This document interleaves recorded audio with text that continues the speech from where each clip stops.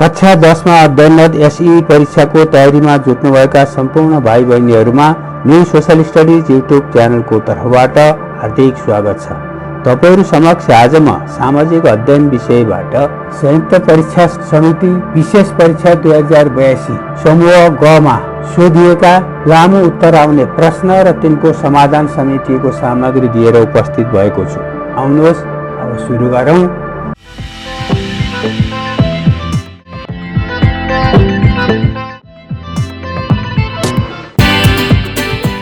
तलका प्रश्नहरूको लामो उत्तर दिनुहोस्।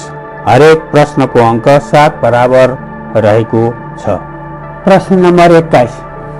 विगतका निर्वाचनहरूमा हाम्रो देशमा ठूलो संख्यामा मत बदर भएको पाइन्छ। यसका कारणहरू उल्लेख गर्दै आगामी निर्वाचनमा यसका समाधानका उपायहरू उल्लेख गर्दै निर्वाचन आयोगलाई एक चिठी लेख्नुहोस्। उत्तर: प्रिय सचिवज्यू, निर्वाचन आयोग कास्की। विषय: आगामी निर्वाचनमा मत बदरको समस्या समाधान बारे सुझाव। महोदय, विगतमा भएका संघीय प्रदेश र स्थानीय निर्वाचनहरूको तथ्याङ्क हेर्दा ठूलो संख्यामा मत बदर हुने गरेको देखिन्छ।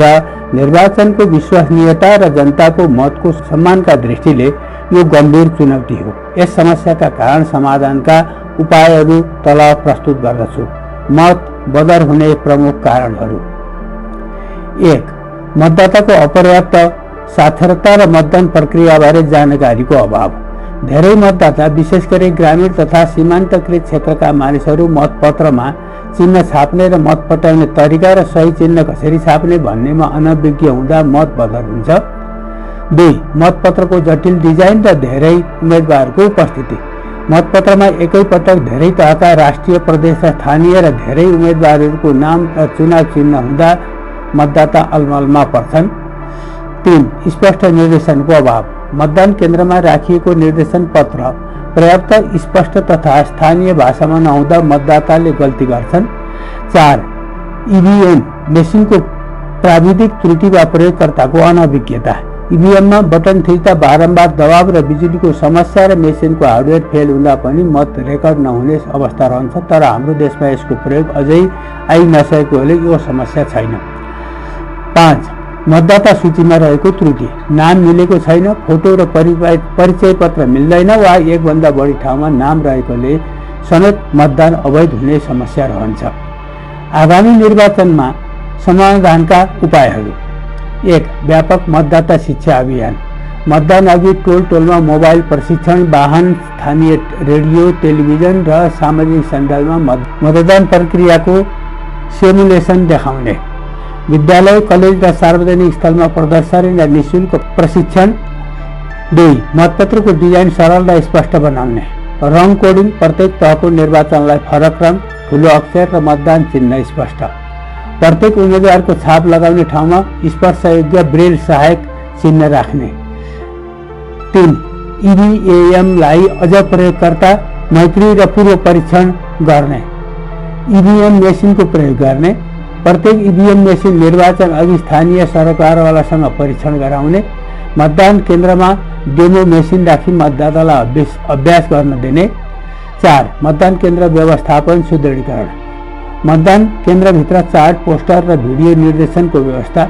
एकै परिवारका बुजुर्ग, अपाङ्ग, अशक्तलाई सहयोग गर्न भलन्टियर बुथ राख्ने। 5. प्रविधि मैत्री मतदाता पहिचान। मतदाता परिचय पत्रलाई क्यूआर कोड, बायोमेट्रिक वा स्मार्ट कार्डसँग जोड्ने। डुप्लिकेट नाम हटाउन मतदाता सूचीको गृह कार्य अझ कडा र पारदर्शी बनाउने। 6. मतगणनामा पारदर्शिता र तत्काल सच्याउन सकिने संयन्त्र। मतदान पश्चात मत बदर भएको संख्या र कारण तुरुन्त सार्वजनिक गर्ने। अत्याधिक मत बदर भएको केन्द्रको जाँच र समीक्षा गर्ने। अन्त्यमा निर्वाचन आयोगले यी सुझावहरूलाई गम्भीरतापूर्वक विचार गरी आगामी निर्वाचनमा मत बदरको संख्या 0 को नजिक पुर्याउने प्रयास गरोस् भन्ने मेरो हार्दिक अनुरोध छ। सादर, एक चिन्तित नागरिक, पोखरा कास्की। प्रश्न नम्बर 22। पृष्ठ भरिने गरी नेपालको नक्सा निर्माण गरी निम्न तथ्यहरूलाई सङ्केतमा देखाउनुहोस्।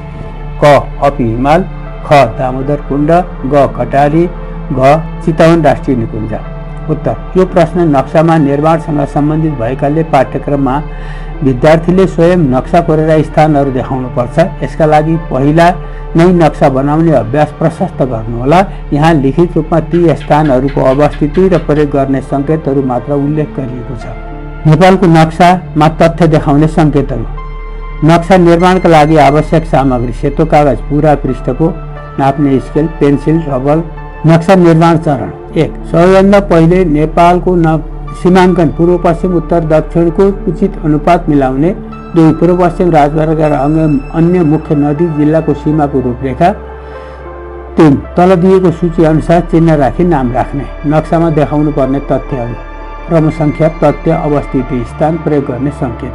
1. अपी हिमाल, सुदूरपश्चिम प्रदेश, डोटी बजाङको उत्तरी भेग, अपी लामा हिमाल। प्रयोग गर्ने सङ्केत: त्रिकोणबा तारा प्रयोग गर्न सकिन्छ। 2. दामोदर कुण्ड, मुस्ताङ जिल्ला, कालीगण्डकी कोरिडोरको पूर्वी भाग, धारापानी नजिक। निलो पोखरी जस्तो, वृत्ताकार जस्तो वा पानीको चिन्ह। कटारी, उदयपुर जिल्ला, पूर्व पश्चिम नेपाल, सगरमाथा प्रदेश। सानो कालो बिन्दु वा सहरको चिन्ह, सानो चतुर्भुज। 4. चितवन राष्ट्रिय निकुञ्ज, चितवन जिल्ला, कास्की तनहुँ, पर्सा मकवानपुरको केही भाग ओगटेको। हरियो बाक्लो बोर्डर वा जैविक क्षेत्रको चिन्हको प्रयोग। सङ्केत चिन्हको व्याख्या, नक्सामा राख्ने तरिका। 1. अपी हिमाल, त्रिभुज आकारको सानो चिन्ह राखी छेउमा ठुलो अक्षरमा अपी हिमाल लेख्ने। हिमाल श्रृङ्खलाको उत्तरी किनारमा यो चिन्ह जोड्ने। 2. दामोदर कुण्ड, गोलाकार जस्तो वृत्त छेउमा सानो तालको चिन्ह बनाई दामोदर कुण्ड लेख्ने, मुस्ताङको पूर्वी उच्च भेगमा। 3. कटारी, सानो वर्ग वा बाक्लो कालो थोप्लो राखी कटारी लेख्ने, सगरमाथा राजमार्ग, पूर्व पश्चिम राजमार्ग, उदयपुर खण्ड नजिक देखाउने।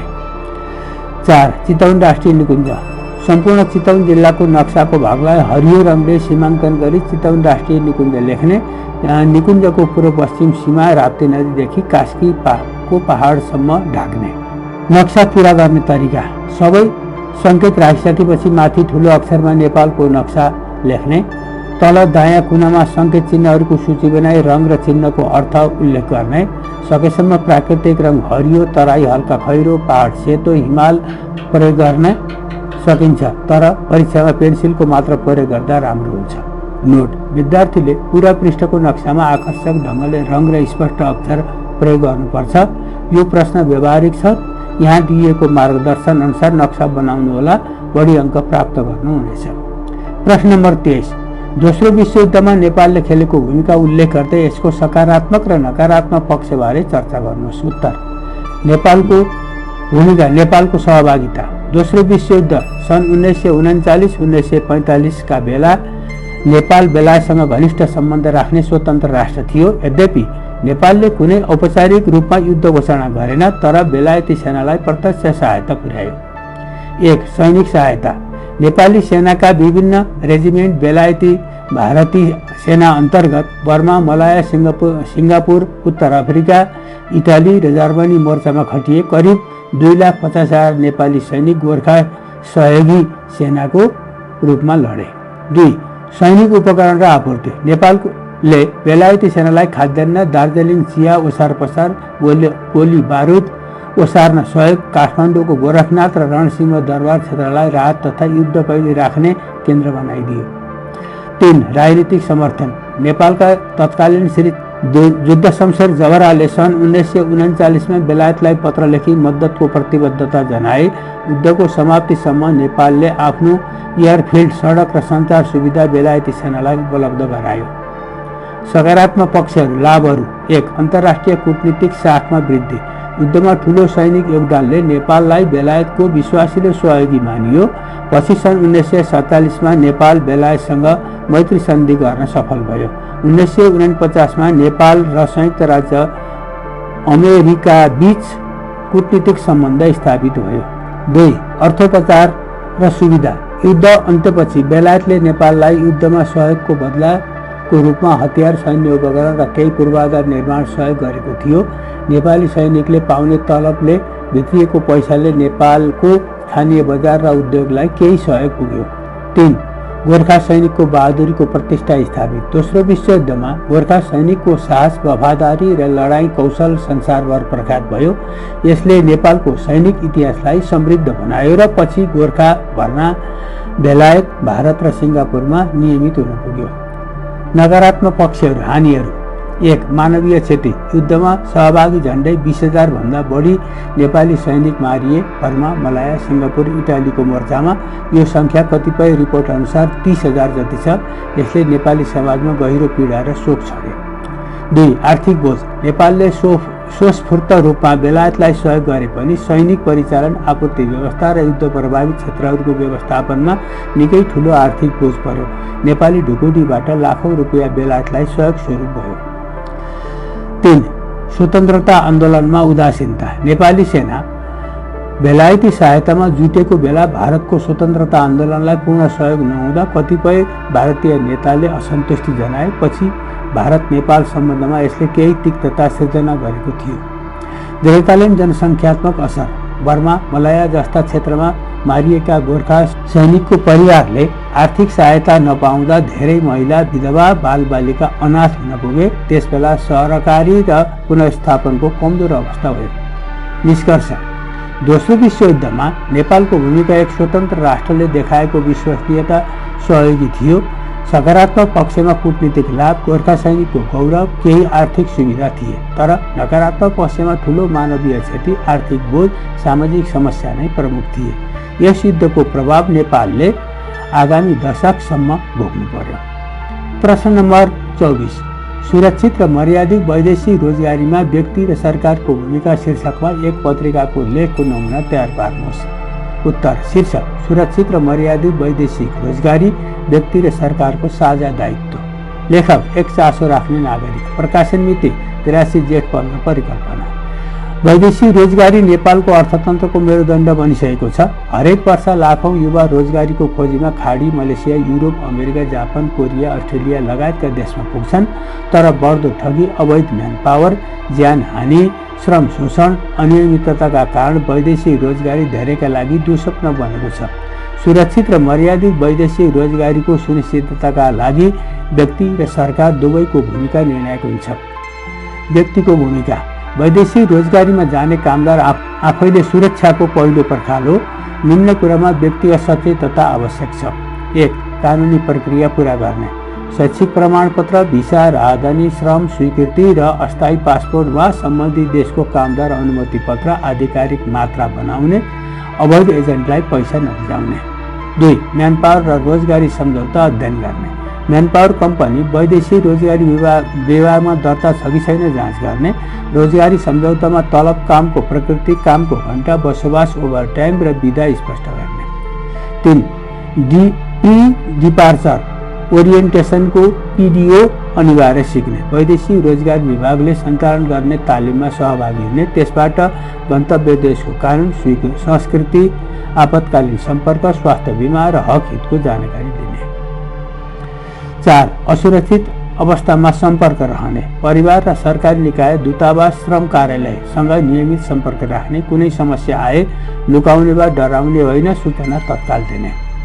सरकारको भूमिका: सरकारले कानुन, नीति अनुगमन र कल्याणकारी संरचना बलियो बनाई वैदेशिक रोजगारीलाई व्यवस्थित र मर्यादित बनाउनुपर्छ। 1. कडा कानुन र प्रभावकारी कार्यान्वयन। वैदेशिक रोजगार ऐन 2064लाई समयानुकूल संशोधन गरी बलियो बनाउने। ठगी गर्ने, म्यानपावर, लिखित सम्झौता नगर्ने, श्रम स्वीकृतिबाट पठाउने एजेन्टलाई तत्काल कारवाही र कालो सूचीमा राख्ने। 2. गन्तव्य देशसँग द्विपक्षीय सम्झौता। खाडी र मलेसियासँग श्रम सम्झौता नवीकरण गर्ने। न्यूनतम तलब, कामको समय, घर जग्गा सुरक्षा, उडान व्यवस्था, कामदारको अधिकार सुनिश्चित हुने गरी सम्झौता गर्ने। 3. श्रम स्वीकृतिको सहजीकरण र अनिवार्यता। सबै वैदेशिक रोजगारी Kuwait, Qatar, Saudi, UAE, Malaysia, Japan, कोरियाका लागि श्रम स्वीकृति अनिवार्य बनाउने र यसलाई अनलाइन सहज बनाउने। 4. विद्युतीय मोनिटरिङ प्रणाली र मद्दत नम्बर। प्रवासी कामदारीको अवस्था ट्र्याक गर्न डिजिटल ड्यासबोर्ड। 47/7 हेल्पलाइन जस्तै 1155 र गन्तव्य देशको दूतावासबाट श्रम सेल सञ्चालन गर्ने। पुनरुत्थापन कोष र सिप विकास। फर्किएपछिको सिप प्रयोग गरी स्वरोजगारको व्यवस्था, सहुलियत, ऋण र निःशुल्क तालिमको पहुँच, प्रवासी श्रमिकका परिवारका लागि छात्रवृत्ति, स्वास्थ्य बिमा, मनोसामाजिक परामर्श सेवा, व्यक्ति र सरकारको साझा प्रयास। निष्कर्ष: सुरक्षित र मर्यादित वैदेशिक रोजगारी व्यक्तिको जिम्मेवारी र सरकारको संस्थागत प्रतिबद्धताको मिश्रणबाट मात्र सम्भव छ। व्यक्ति सचेत हुँदै म्यानपावर, छनौट, सम्झौता र श्रम स्वीकृतिमा पढाइ गरेर धोकाबाट बच्न सक्छ। सरकारले भने एजेन्टको नियमन, दूतावास, सेवा, कानुन कार्यान्वयन र पुनरुत्थान योजना प्रभावकारी बनाउनुपर्छ। जबसम्म यी दुवै पक्ष आफ्नो कर्तव्य इमान्दारीपूर्वक पुरा गर्दैनन् तबसम्म वैदेशिक रोजगारीको चम्किलो भविष्य अझै अँधेरै रहनेछ। लेख समापन। हस्त भाइ बहिनीहरू, आजको यस सामग्रीबाट बिदा हुन चाहन्छु। यो सामग्री तपाईँलाई कस्तो लाग्यो जस्ताको तस्तै कमेन्ट गर्नुहोला। यदि मन पर्यो भने एक लाइक, साथीभाइमा सेयर र आगामी भिडियो हेर्नका लागि सब्सक्राइब गर्नुहोला भन्दै आगामी सामग्रीमा भेट हुने बाचासहित बिदा हुन्छु। नमस्कार।